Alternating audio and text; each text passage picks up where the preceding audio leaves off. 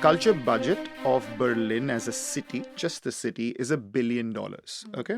And that means that invests in small studios to spaces to venues to festivals to museums. So anything that will drive culture and tourism to drive the city.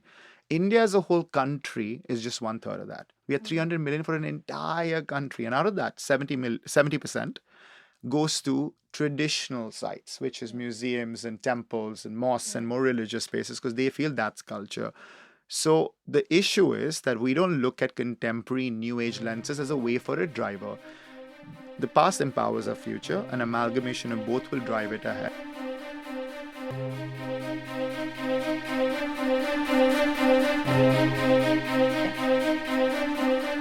Hi everyone, welcome to another episode of On Second Thought.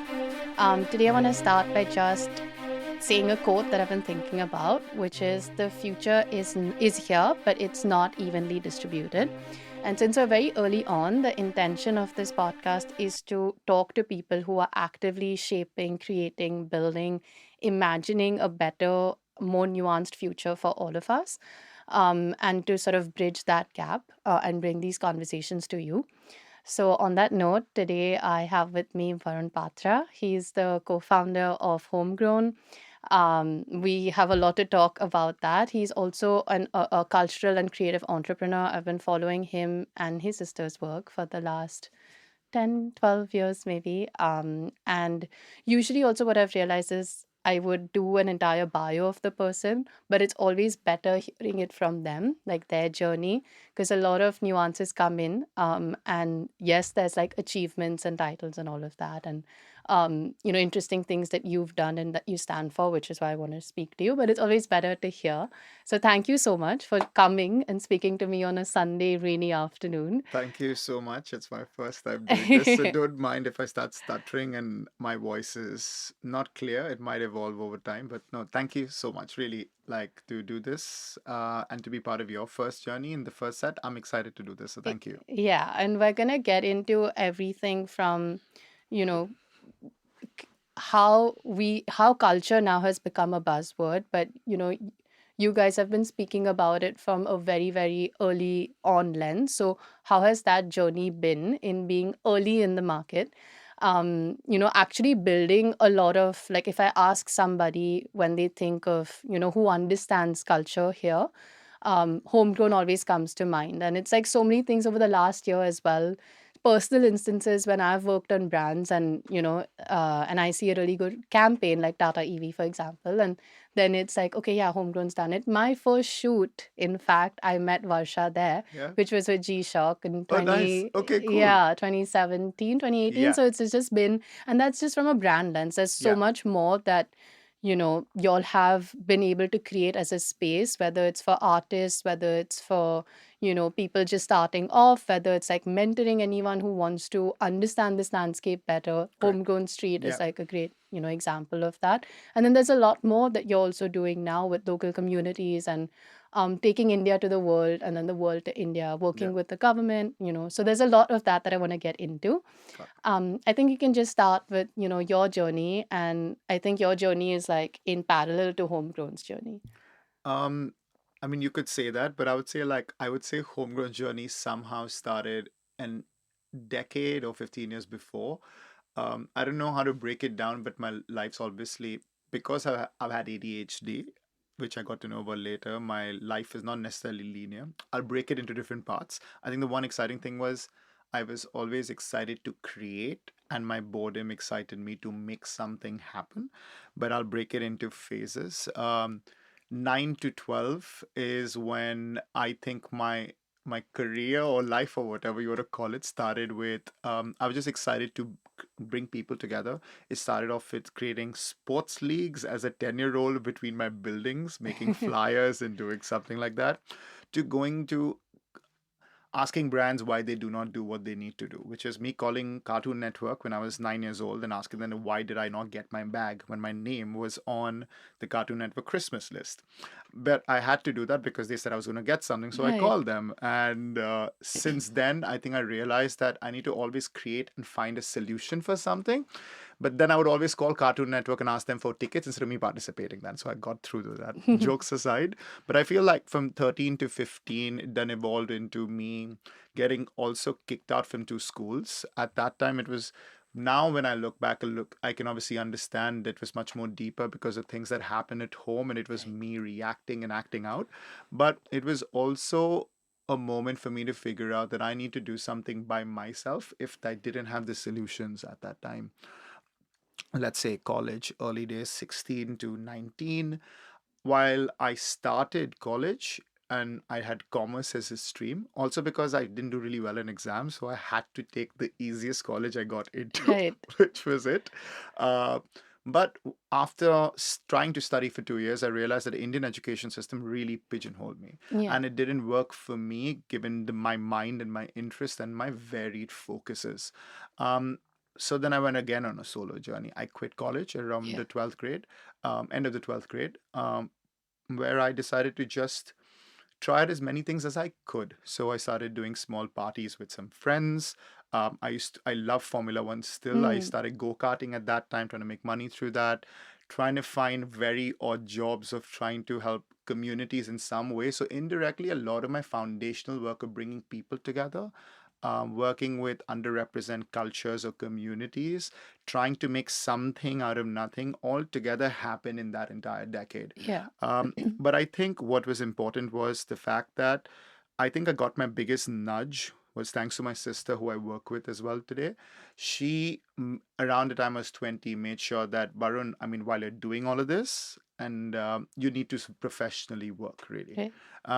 And then that's when the digital age was kicking in. There was social media was just springing up. There were social media agencies. This was like 2010. And I remember I went to Google and I looked for the closest social media agency next to me, right? So Yeah. I stay in a certain space. It was less than a kilometer away. I applied, I got through. Right. That was the early days of me learning more about digital marketing, communities, and how Yeah. brands communicate what they And this is do. like 10. 2010. Yeah, this Wow. is Yeah. 2010. And I worked with, I was lucky for about 2 to 3 years that time period till about 22.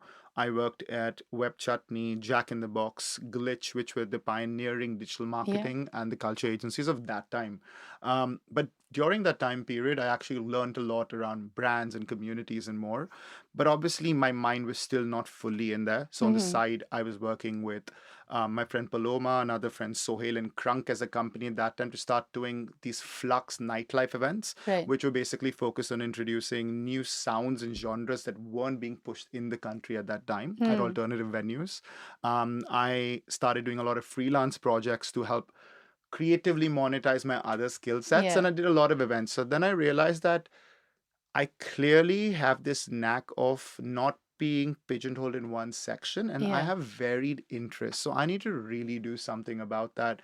But I think what primarily led to me today, or the start of Homegrown at that time, was that we didn't like multiple things that were taking place at that moment. Yeah. And especially in my previous companies, there were people who didn't sit with culture, but they expected to know what it is. It doesn't work like that. Hmm. You need to understand what makes a youth tick to be one at that moment. Yeah. So so it was kind of, let's say, a revolution against the mainstream of wanting to Yeah. represent creativity. And we kind of wanted to start this platform that represented the Indian youth that was fluid, that was a lot more not confined, not defined by who they were told to be, and to really be represented in the best way that we needed. Yeah. We also realized that the youth at that time needed infrastructure and architecture to really thrive, to communicate, to express, Yeah. and to come together. And also, we wanted to find brands to really invest and build the frameworks of growth for the communities, then really ride off it. And again, putting all that together is where the thought of Homegrown essentially came in. While that was super short or Yeah. long, I don't know, No, I, but I it mean, I think it takes it was, through that decade. yeah, I think it's a couple of things. It's like one, how do you, because you obviously have an innate need to express. So how do you do that in a way that is work for you?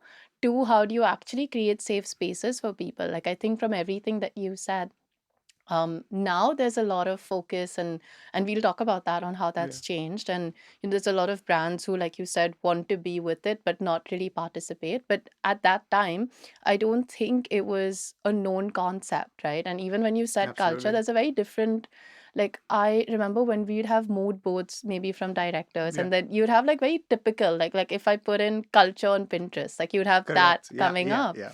So, one, for you to actually understand it and then create a space and then take a bet early on, I think is what's allowed so many artists to find safety. Correct. Even the films, or even like, any form of art that gets platformed, I know is a vote of confidence for someone who's just starting out, or someone who's like, I'm not being seen or heard, and now I have a space to do that.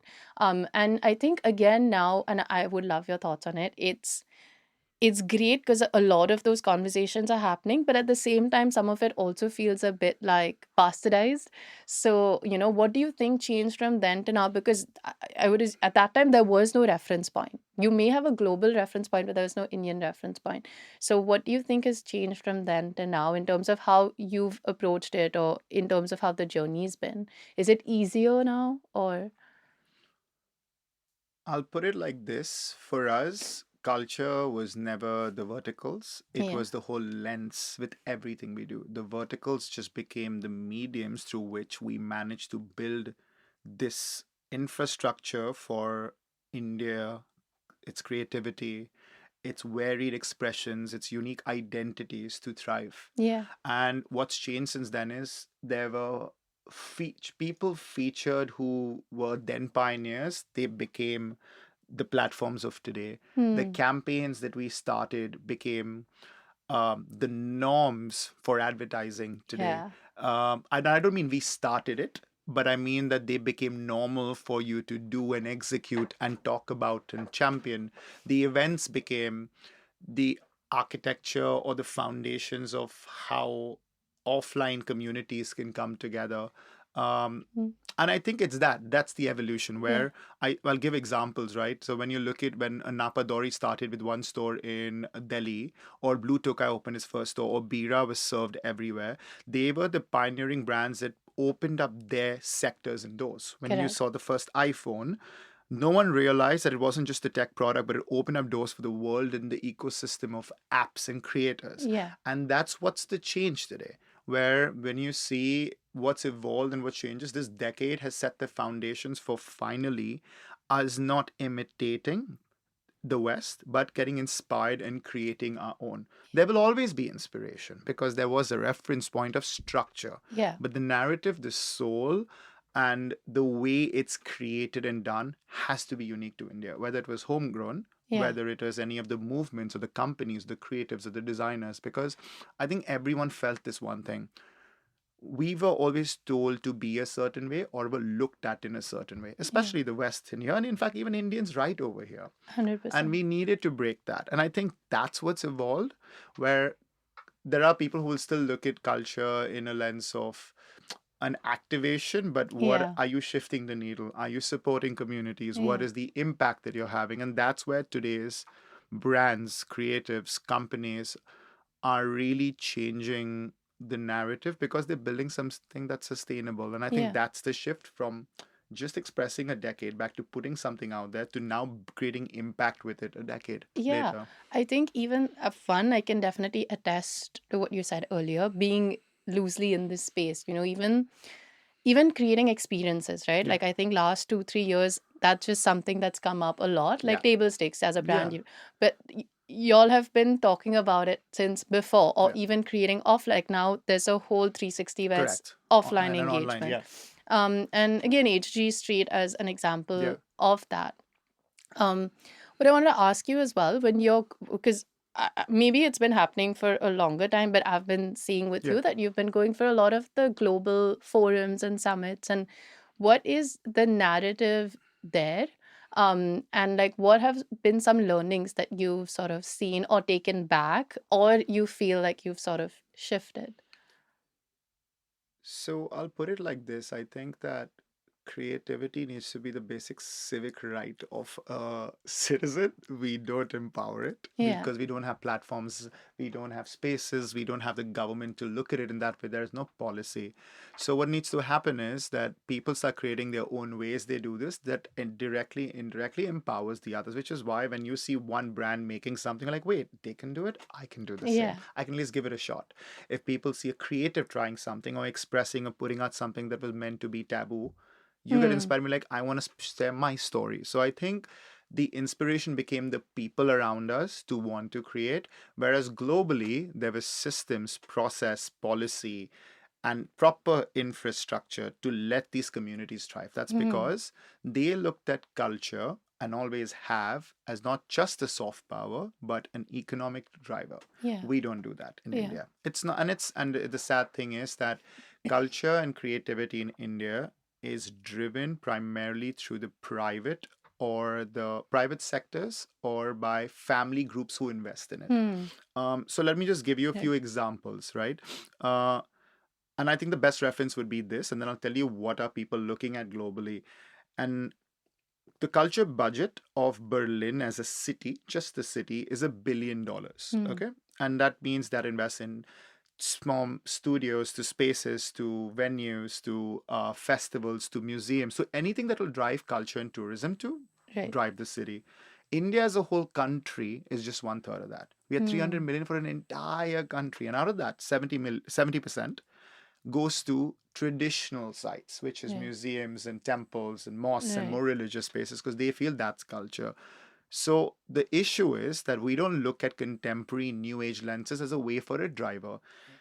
The past empowers our future, an amalgamation of both will drive it ahead. Coming back to the point, that's what globally people do really well. Hmm. All countries know how to maximize their culture in a unique way, in a new age lens, but also keeping the past alive. They know to invest in ecosystems, which means creatives, creative spaces, creative hubs, creative cities, and creative countries. Yeah. We don't have that structure in place. When we have been part of, like, let's say, the most recent Creative Economy Summit, World Creative Economy Summit in Uzbekistan, and we met so many amazing countries who were driving this forward. They all see India as one of the biggest gold mines of culture. Yeah. But they, and even we know, we don't have the systems to uplift it the way we need. Um, and I can see the shift, right? Today, you can see this. Like, film has been exported extremely well. We are seeing Correct. the rise in with the Bahubalis of the world, but also what's happening on the independent side at Cannes. Correct. Musically, we had the likes of Pratik Kuhad, who crossed over, Diljit Dosanjh, Karan Aujla, etc. Yeah. But then you also have an Hanuman Kind, a Marianne, and many others who are English artists Yeah. who the world never saw India a good creative pool for, breaking boundaries with the likes of Rebel, with the likes Yeah. of Oaf, and many other talents as well. Um, I think the shift needs to now be to look at culture, creativity, and community as a core driver for everything we do, Yeah. not just surface level tags and investment, like Yeah. what governments do, like what brands do. Yeah. And I feel that is the largest shift because we have great inspiration globally. We have great culture here. If we marry the infrastructure or policy and frameworks of what they do with a little bit of what we have here, Yeah. we can slowly inch towards a better place where the world is looking at India as another creative and a cultural powerhouse. We were that. We Yeah. gave that. Yeah. But we've forgotten that. And I think we're embarrassed of it. We need Yeah. to be proud of it. And that's what these global forums taught us. Our rich culture and heritage is our driver, both past and future, but we Yeah. need to invest back in it. Yeah.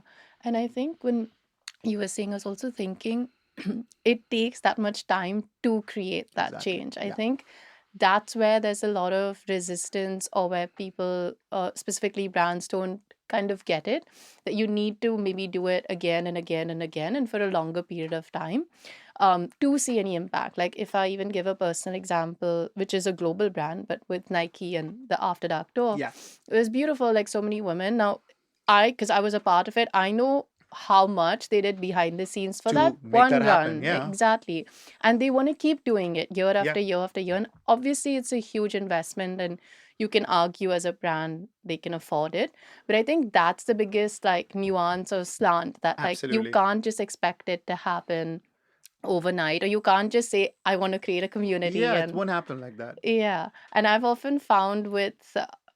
found a lot of resistance with brands or even people like that I would work with where they don't get it. Yeah. And that's why it's like anyone you ask, like obviously Homegrown gets it. So do you see more, not only platforms or publications or media outlets, but do you see more of that happening where there are people who do get it and are cultivating it and have the same intention of doing it? I think there are and there aren't. Like we don't see ourselves as the only. We maybe have been one of the pioneers to help enable, but there are hundreds of people doing this in their own way. There are independent creatives who are singular people who are, when collaborating with brands, know how to fight back and say what's authentic to both Yeah. and create that. You have brands like Nike, I'm giving a reference again because you said it. I mean, they created an impact in a level where they're like, listen, at the end of it, we will sell shoes. But Yeah. if you're going to get thousands and millions of women to run and you get them to run for a month, they're not going to throw the shoes back and not go, no. It's become part of the systemic lifestyle to Exactly. change and to see that they can do it. And the ones who already were doing it can show that they can do more.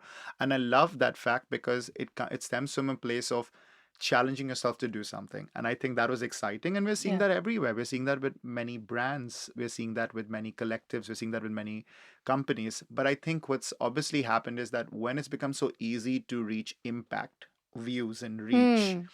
your authenticity goes for a toss where you're just doing it for the sake of getting views Yeah. and reach Yeah. and impact, and you call it a campaign versus something that actually made an Yeah. impact in Yeah. real life and actually got pushed the needle a little bit, actually created some kind of resonance that will be spoken about in the future. And that's what we need more of. I think the shift has happened to bring more discerning tastes and expression with everything we do. But at the same time, there will always be the opposite, which is something that might not have as much taste and expression and discernment that's possible, but it gets you numbers.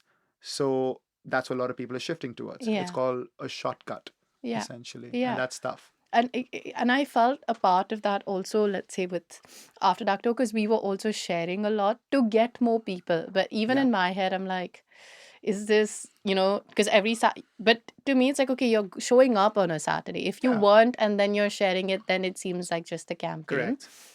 But I think shifting gears a bit, like something that I've seen you talk a lot about is the nightlife economy, Yeah, and also creative economy and not just creator yeah, economy. So do you just want to talk? And you did touch upon all of the elements, but do you want to just explain that more for someone? yeah. So I think I'll take it into three, four spaces, hopefully, and I speak too fast, so I'll go slow.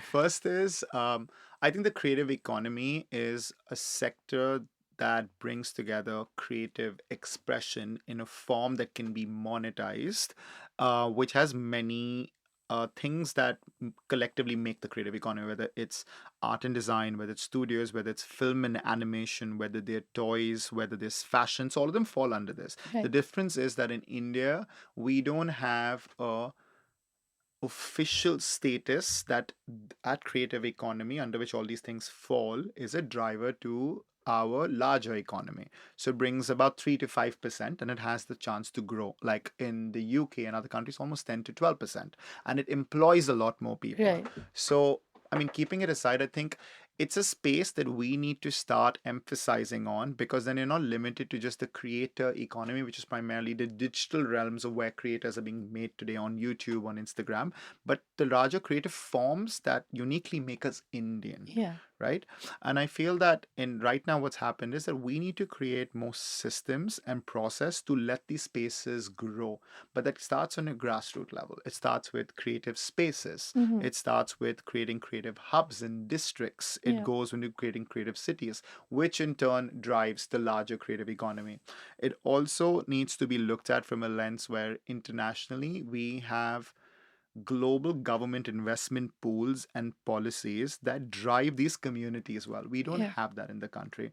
But there are a lot of great examples of this in different small pockets, like the Northeast Hmm. invests back on music, arts, and culture. Yeah. Kerala has free studios in certain districts that people can go and learn a new craft, especially in dance and more. Right. So we have these nuances, but we need to now structurally bring it together at scale. Right. Same way, uh, let's look at it this way: the way film and fashion today have still grown as an ecosystem and Yeah. as a group, we need to tap into other spaces like that, which we Yeah. don't do today. Yeah. Um, I feel we just need to look at what's uniquely Indian in these crafts and how can we build them out into proper monetizable ecosystems so there's actual investment going to the grassroots, right? Like, so when you're looking at a karigar on the most lowest of levels who doesn't get investment or money, needs to be invested in for their work to be seen in markets. Yeah. These markets needs to be built for more people to come to them to purchase from there. Those products need to go to larger cities Yeah. into curated stores and spaces to be found, and those curated stores need to be internationally, so we create an entire funnel where that karigar's artwork somehow reaches a Berlin. We Yeah. don't have that, Yeah. and that's in every sector. Then Yeah. that's in film, in art, in design, in music and culture, and more. Let me Yeah. give you an example of music. I think in India we don't have a structure for music to thrive. You have people like in the studio we're in, where these are musicians who've created a studio called Mm-hmm. Island City to bring the musicians together, which was never there. Correct. We are next to an anti-social and a car social, which is one of the only performance venues in Bombay. Internationally, we got thousands of these, and they become spaces for music to thrive, Yeah. be created, music to be heard, music to be exported, music to be partnered with. We don't have this, and I think that's something that I have always been an advocate for. Mm-hmm. I know it will take time to build so many sectors, so Yeah. many spaces, but if you start creating small impact in each of these sectors, our goal should be a decade from today, where we as a government, as companies, as creatives, maybe take on one sector per year, build these systems, work with the best policymakers. So Yeah. by the end of 10 years, we've built one of the strongest creative and cultural economies, Yeah. right? And I mean, that's so well said. And I don't know if you've advised the government, but I know you've attended and like I saw this video of you where you were talking about digital products that Yeah. they've put out. Have you seen engagement or interest from that perspective? And there will be a lot of nuances, like you said, the understanding of culture is quite different.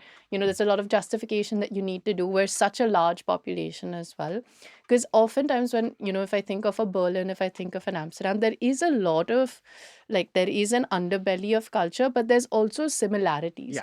And I think for us there's so many differences, there's so many different ways you can put it Yeah. forward.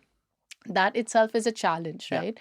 So when you've interacted with them, and if this is the ambition to do, which it is, how do you see that working out? Because I think one part of this is also, how do we shape the future for the better? So how do you see it actually happening, and who all do you see being involved, as being part of the ecosystem, of course, beyond people who want to express and Yeah. people in the community? Correct.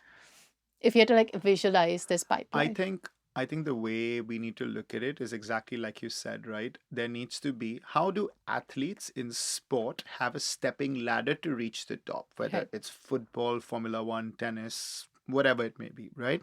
You, like, say in Formula One, we're giving a reference because I like Formula One. Yeah. You go go-karting, then you go to two-stroke go-karting, then you go into Formula racing, or you go into something else. You go to Formula 4, 3, 2, 1. There's a stepping ladder. Yeah. We do not have stepping ladders for cultural jobs that help you monetize, nor do you know where your roadmap is. In India, for a musician, what is the maximum dream? You play in a studio, you play at an antisocial, an Oro, or you play at a humming tree.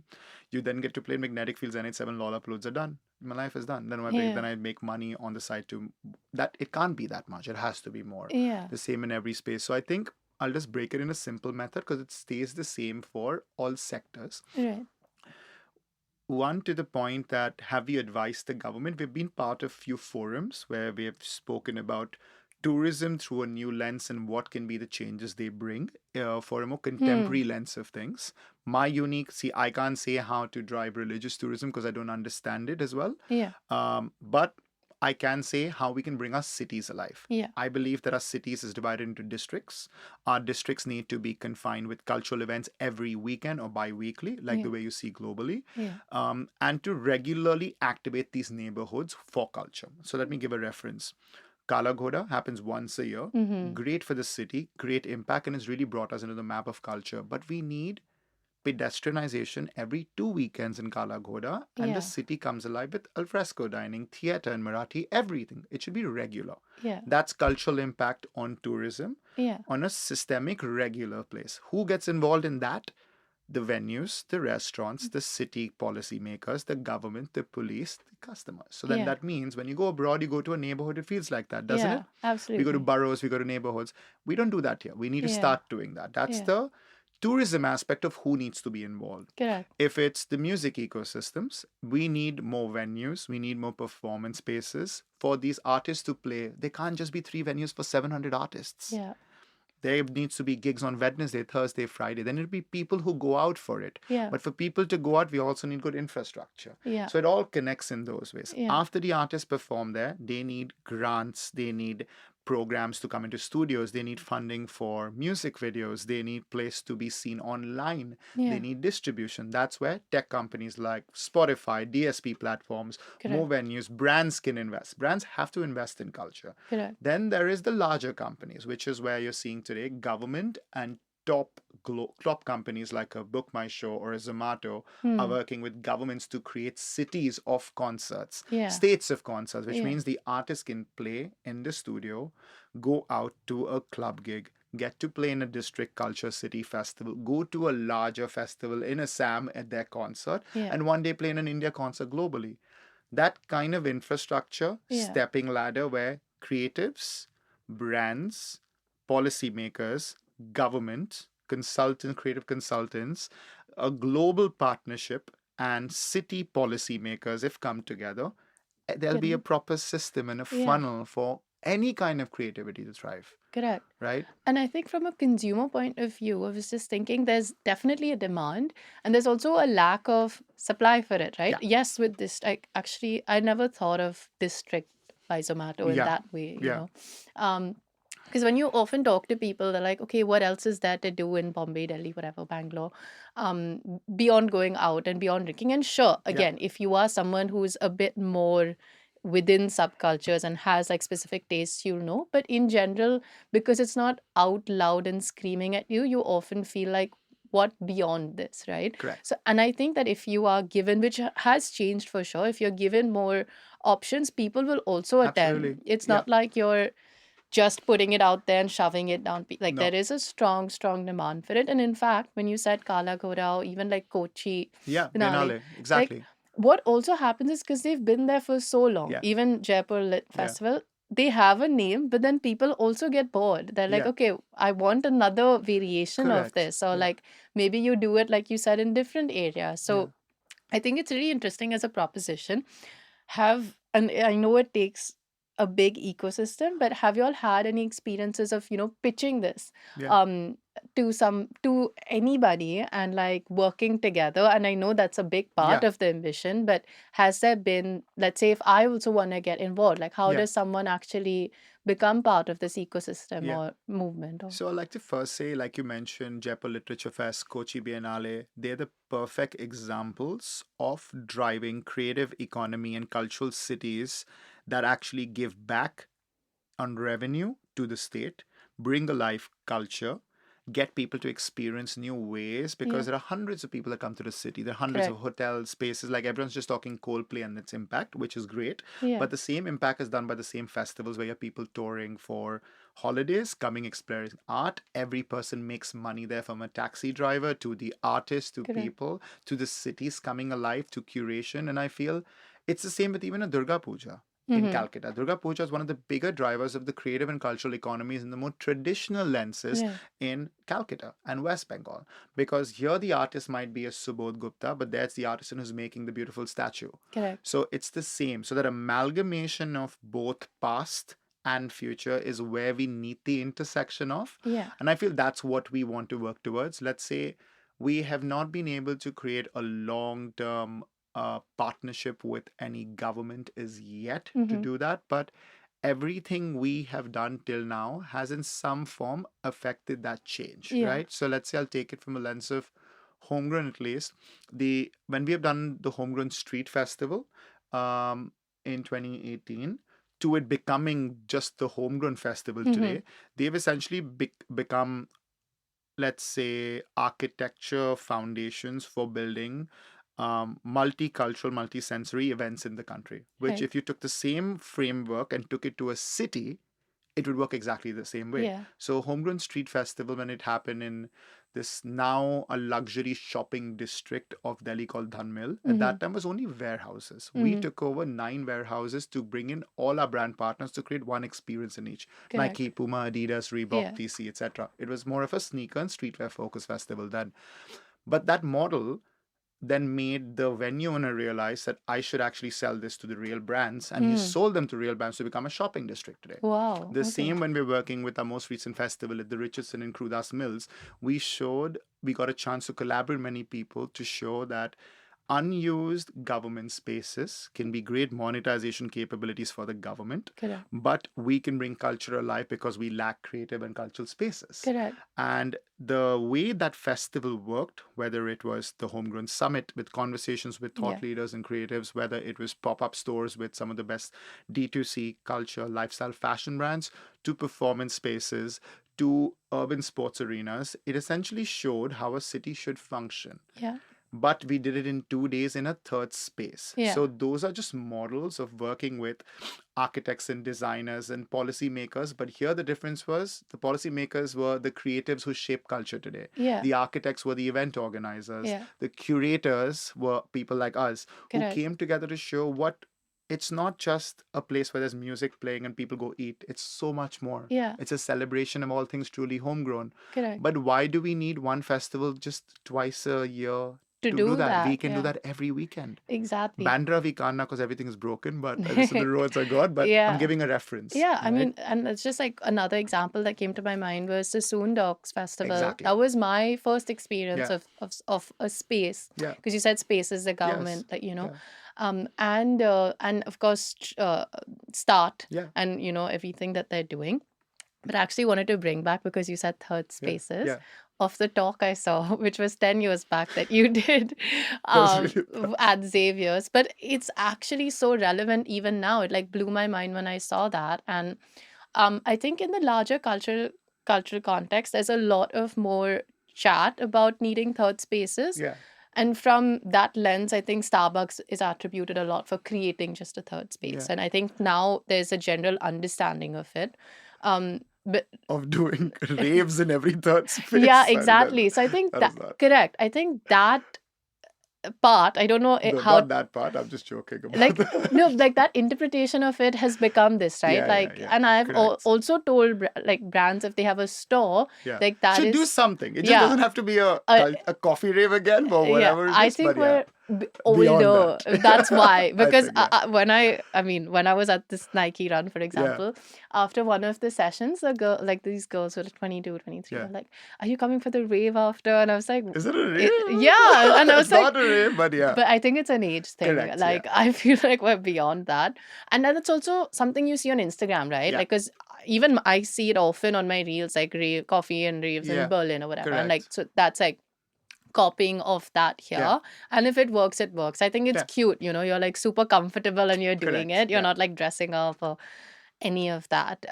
But it's also kind of interesting how there are just few examples of this. Like Sassoon, I don't even think has been happening for the past. So like I'll say like we said, the Kochi Biennale Foundation, Jaipur Literature Fest, street art, these are the kind of companies that have themselves been drivers to shape and to make people feel what creative and cultural cities and feelings are all about. Yeah. They're the best examples of it, like street art, what they've done with the Lodi Art District. Mm-hmm. They made people accessible to art. I mean, art accessible to people. Yeah. It's incredible. They created a whole system. They got artists who wanted to express at scale. They worked with a government body to get the massive canvases. They got to work with a global investment company who are global bodies who were investing Yeah. because the Indian governments maybe probably didn't have capital, but they gave access, Yeah. and to collectively make the citizen experience something new. And I Yeah. feel that's what's amazing. You do have a lot of people trying to do third spaces, but you need more spaces to open up Yeah.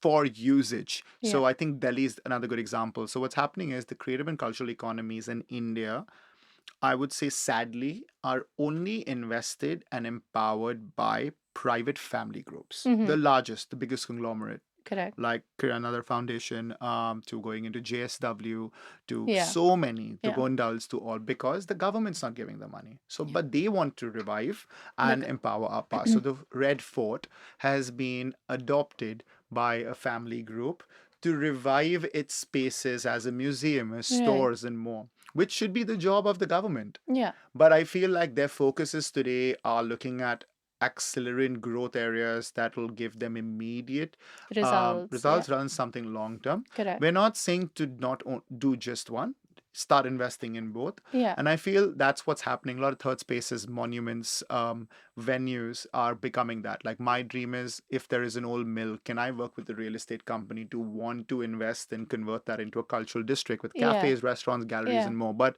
the person has to also take a risk, because their group and shareholders will be like, let's first make buildings. We can Yeah. make that money, Yeah. and then we can do this. It Yeah. takes balls, To sorry. do It that. takes to Yeah. do that. Like when you look at what the Another Foundation is doing for arts in Delhi, what they're creating, what JSW has done so much across the country, Yeah. including with street art, including so many other groups. I feel that's the shift between you and I. I feel that level of cultural impact that is long term is more important than the likes of newer art centers opening up in BKC, Correct. right? Correct. Yeah. And without like getting into it, Yeah. I can understand what you're saying. I also wanted to ask you about two things that I've seen you talk about more: local consortium, Yeah. which I know has existed for a while, but I think you've revived it again. So what? I would first like to say it's still a dream for what I would like to do with it. I haven't managed to make time to do what I would like to do with it as much as till date. Yeah. Okay. So, but the larger goal is to use it. In simple terms, I want to see if on the weekends I can use my time to give back in some small way. Let's put Correct. it like that. But the larger structure, and because that's easier for me to make time for it. So if I Correct. have 48 weeks, if that's how many weeks I have in a year, sorry, I can use even 10 and do Yeah. something in my nearby region, which is Versova. But the larger goal is to use it as a urban impact collective where all of us can come together with our resources, thinking, and backgrounds to really give back to communities. Correct. But the simple way for us to approach this is going to be taking one district, one neighborhood, one area to pilot things, Yeah. where if we bring change over time, it can then be taken as a replicated model And everywhere you'll have else. people who can run with it. Yeah. Exactly, they can run with it. So it's like the intention is, I've always stayed in Versova, which is in Andheri, in a district of Bombay, K Ward.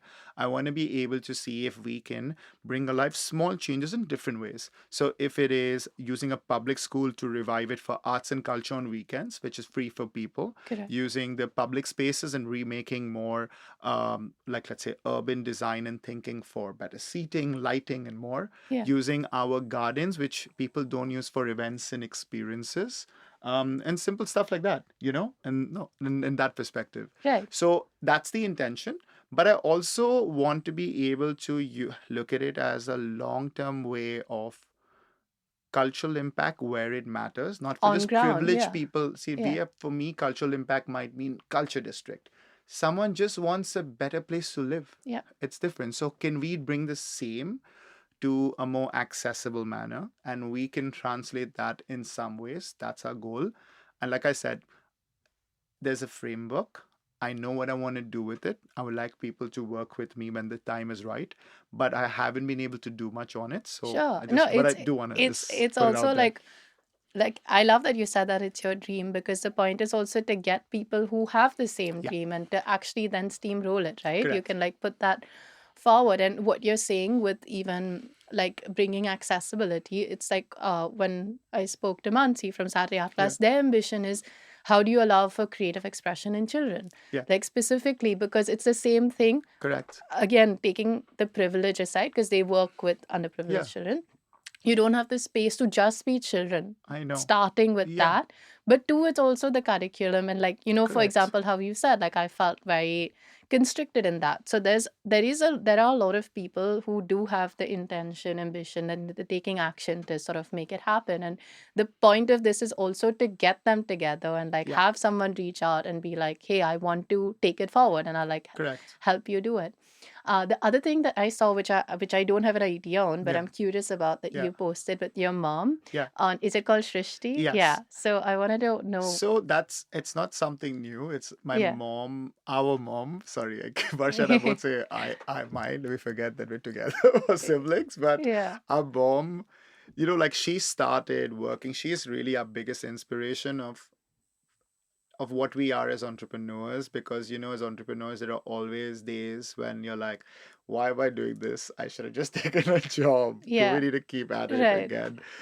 It's not like you doubt it, but you just get that drive again to be like, you know what, you're in it, let's see it through and do it well. Yeah. I think that's what we get the inspiration from our mom, is where she started doing this when she was 45. She never worked before and she wanted to do Wow. something by herself, and she actually has now built one of the most impactful insurance and financial like literacy and financial background companies, who Wow. essentially helps across companies in shipping, in events and experiences, personal, to really safeguard themselves using insurance and better Yeah. finance, right?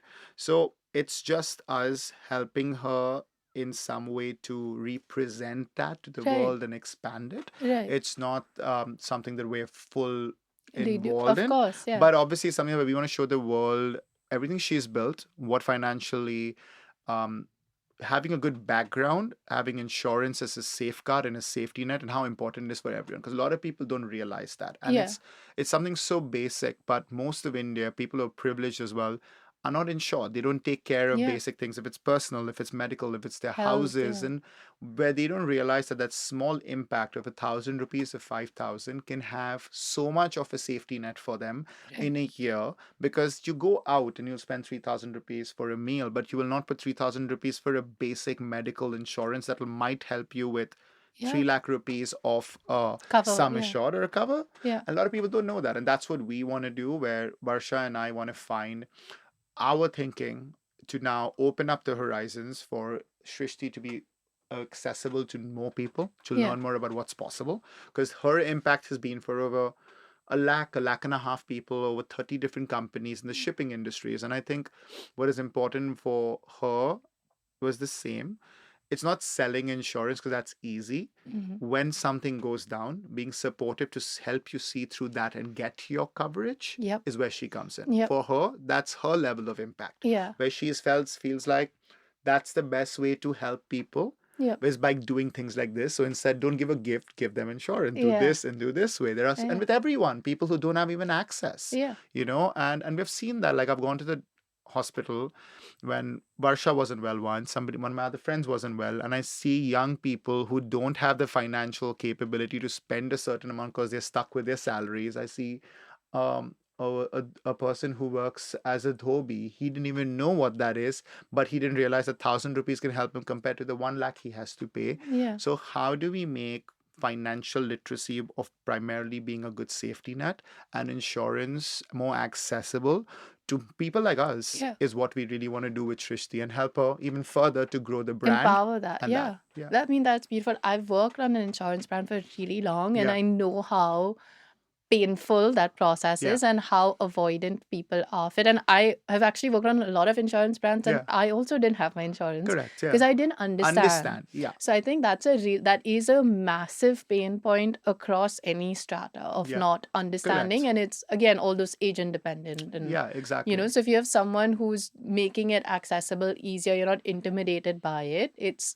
really, really helpful. So I'm Yeah, that's very inspiring. Yeah. I think another thing that you said about, being an entrepreneur, if let's say someone again wants to be a part of this space, so specifically in, culture, let's just say like cultural entrepreneur, what would, like, without being too basic about it, like what would be your guidance for them?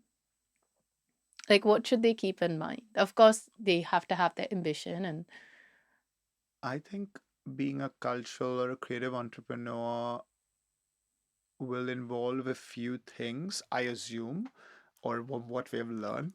I would say you need to look at one, what is that shift that you want to bring to others with your sector of choice, right? So you're like an artist. Okay, do you want to just express because you want to put your art out there, or do you mm-hmm. want to empower more people in that art craft to look at you and create more or open up sectors or doors, right? Right. What is the impact that should have?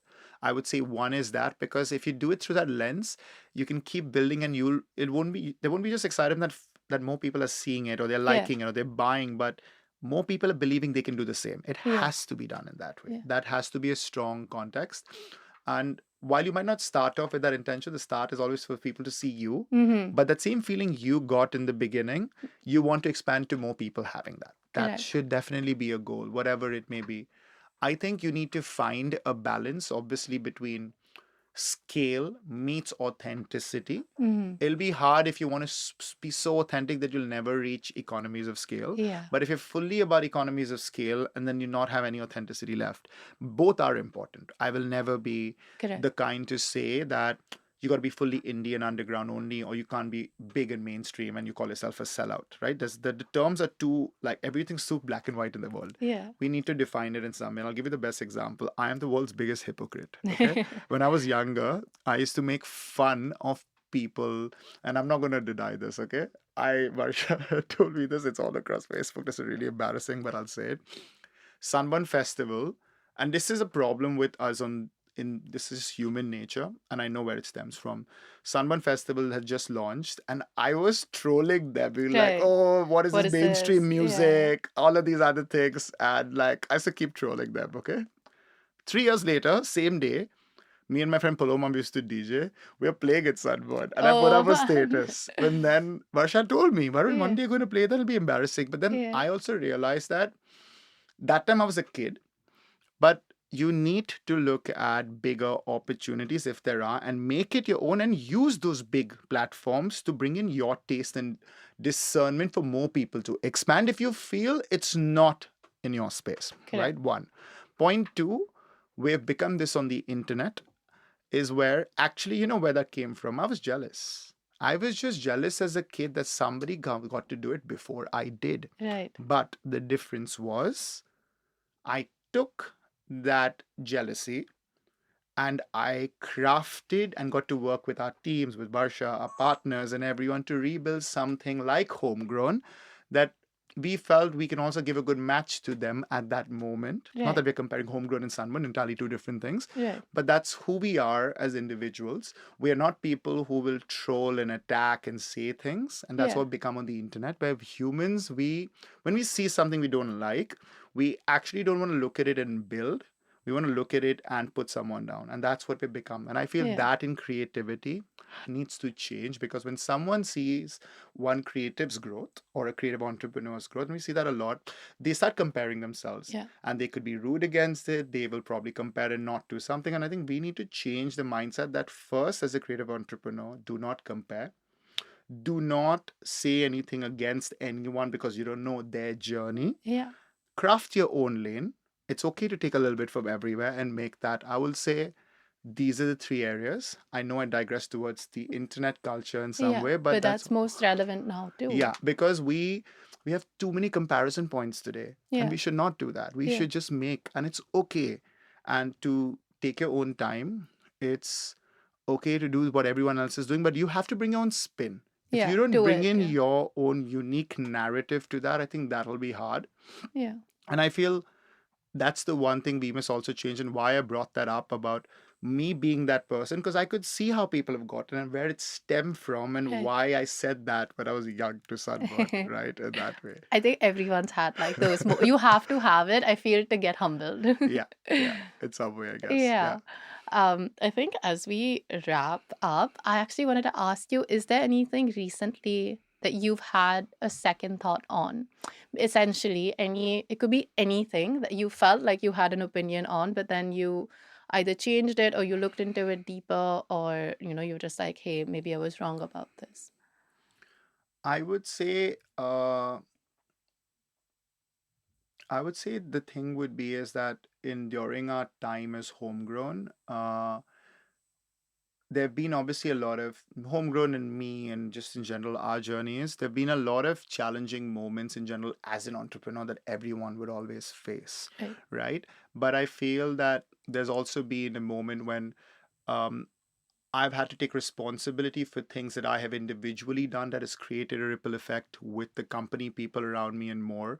I think the second thought that I had to take on that at that moment was the fact that I think change and learning and relearning is not really a destination, but you need to consistently be at Do it.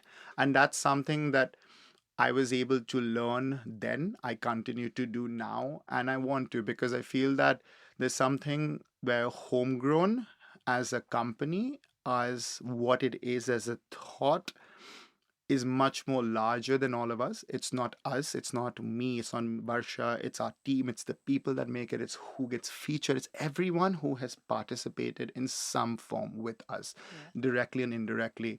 And I feel that it comes with a level of responsibility on having to evolve and change and take responsibility of the past, but also looking at it in a strong way to improve for the future, Yeah. Wow. you know? That is beautiful. Thank you so much. I have learned a lot, and I think that I've got a really helpful understanding of, because I do want to be a larger part of it, right? And I think the intention is other people who would as well. And I think that it really helped get below the surface, because you can also have one understanding of what homegrown stands for. And this is not just about that. Even Yeah, you and Varsha as individuals, you can have one understanding of what you stand for. But yeah. I think getting deeper into this and really understanding the ambition helped a lot and inspired a lot. So Thank thank you. you so much for doing that. Thank you for making this relatively easier than I No, thought. firstly, yeah, I think that when you hear yourself back, you're going to be like, I need to do this every day, because you spoke so succinctly and Hope I did. explained everything. I barely had a talk. I do digress sometimes, But but that I hope helps. it I, works. I literally barely had a talk, which is, I don't know if that's a good thing or a that's bad a thing. beautiful thing. That's Okay, like the cool.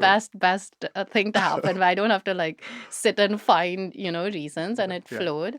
So I'm very grateful that you did No, this. thank you. And hopefully we'll do more. Yeah. And yeah, and like take stock in a year and see where we're at No, with for sure. everything. And like, best of luck with this. I like that the direction you're taking. I love the way you hosted this. You brought in the right way of making not just me comfortable about what I want to speak, but Yeah, open up more doors of what I wouldn't have generally. And like sure. having a host like that's actually really important. And I'm Yeah. glad you're getting to do this. And best of luck for everything next. Thank Really. you. Yeah. Thank you. Thank you. Thank you. I'm surprised. So usually they like